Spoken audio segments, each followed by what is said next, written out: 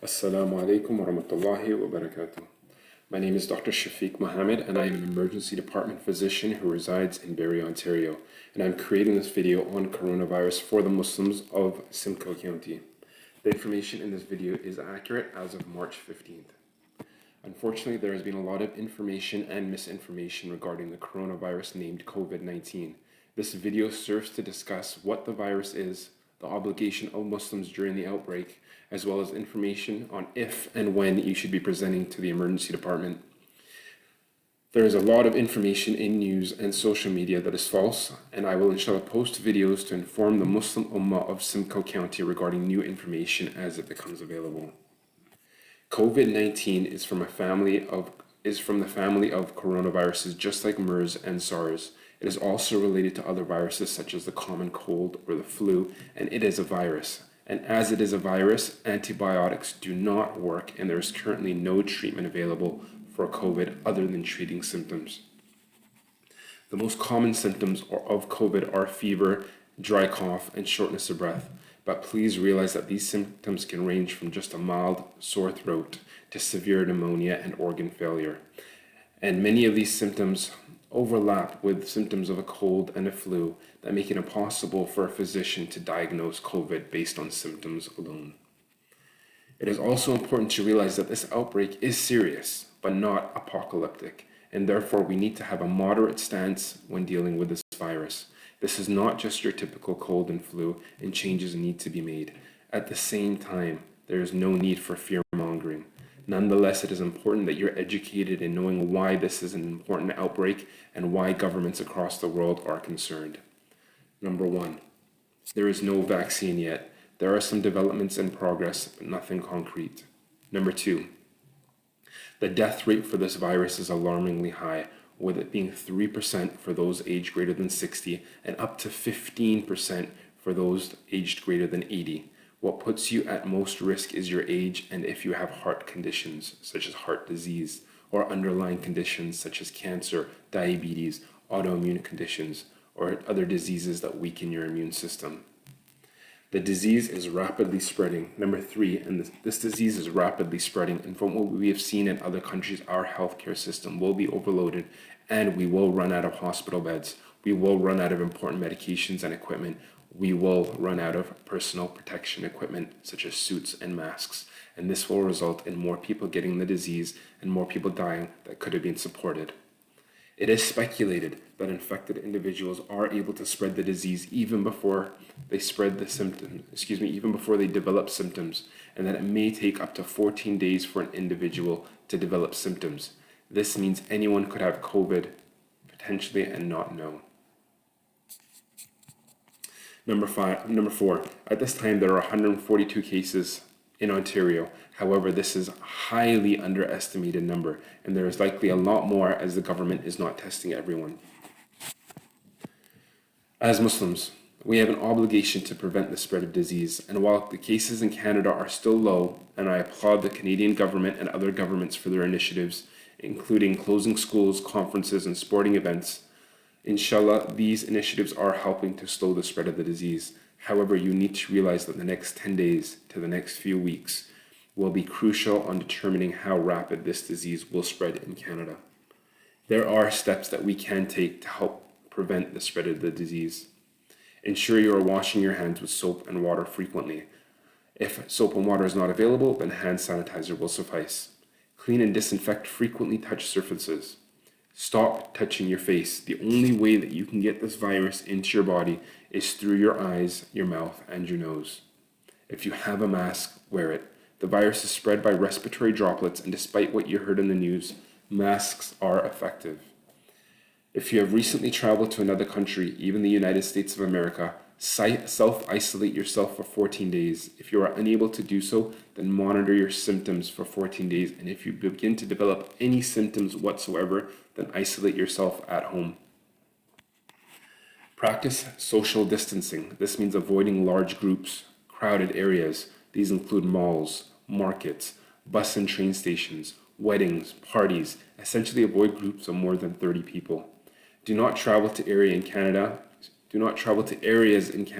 that do not have the disease. Prophet Muhammad ﷺ said, if you hear of the plague in a land, then do not go to it.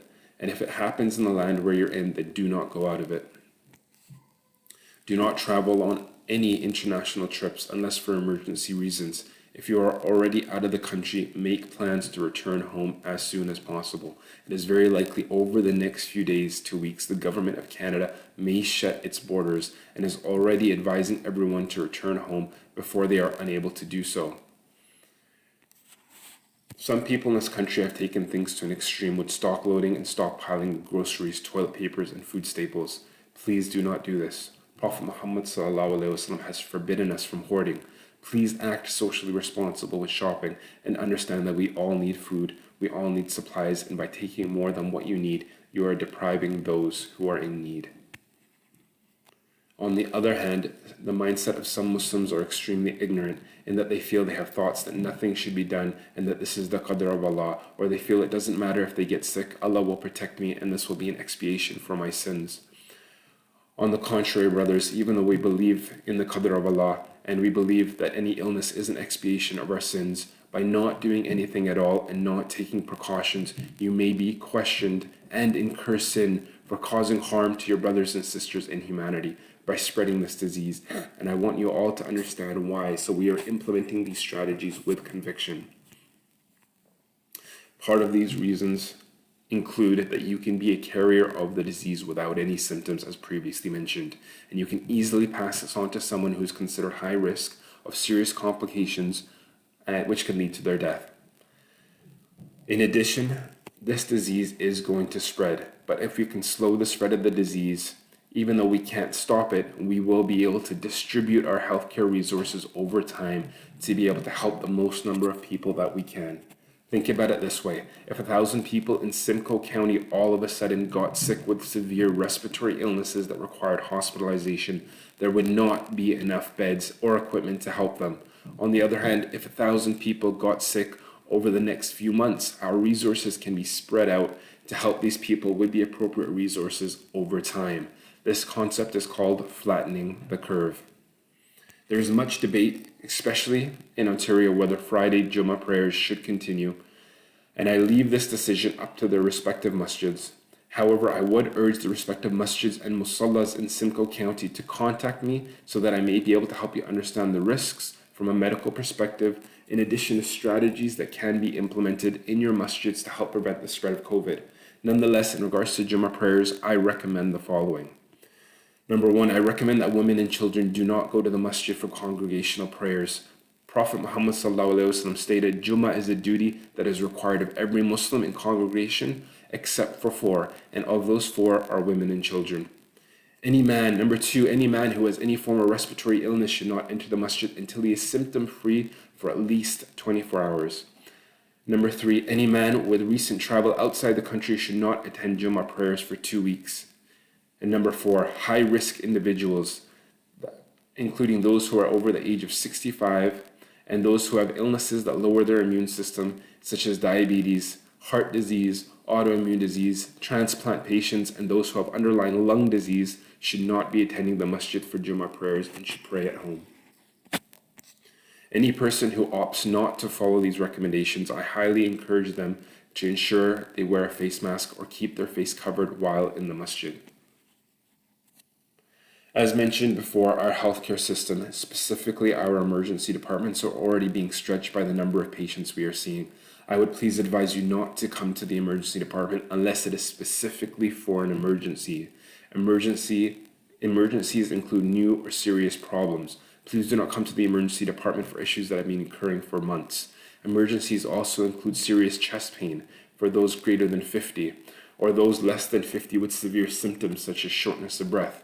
Other emergencies include severe abdominal pain, stroke-like symptoms, obvious broken bones, significant trauma, or significant motor vehicle accidents. If you feel that you have COVID, do not go to the emergency department unless your symptoms are severe. Such severe symptoms include shortness of breath where you cannot speak a full sentence, confusion, significant dehydration, just to name a few. Even though I am mentioning some examples, I cannot generalize for every case. At this time, it is very important to realize that the government has limited the number of swabs that they have available to be able to test for COVID and is not testing everyone. If you feel that you need to be tested, there is a rapid assessment center that has been set up on 490 Huronia Road in Barrie. However, they are not testing there. They can assess you to see if you need further testing and send you to an appropriate center if needed. During this outbreak, I am temporarily making myself available for phone consultations to help you and your loved ones during this time. I will be able to deal with most issues, and any issues that I'm unable to deal with, I will have you referred to the appropriate center. I will also be available for any urgent requests, including the need for prescription renewals. Anything I could do to try to keep you and your loved ones out of the emergency department and out of your local doctor's office to help with preventing the spread of the disease. Please see the message sent along with this video. Let's make dua. O Allah, please save us and our families from illness and disease and give us well-being in this life and in the hereafter. Ameen.